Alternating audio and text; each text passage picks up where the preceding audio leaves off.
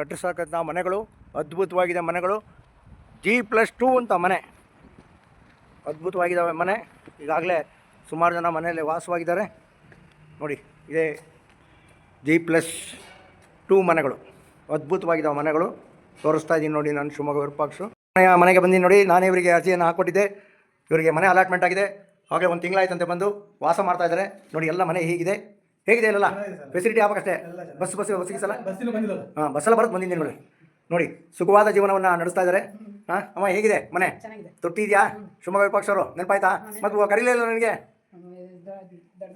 ಇರಲಿ ತಗೊಳ್ಳಿ, ಇರಲಿ, ಪಾಪ ಕಷ್ಟಪಟ್ಟು ಬಂದಿದ್ದೀರಾ ನೋಡಿ. ಮನೆ ಹೀಗಿದೆ ನೋಡಿ.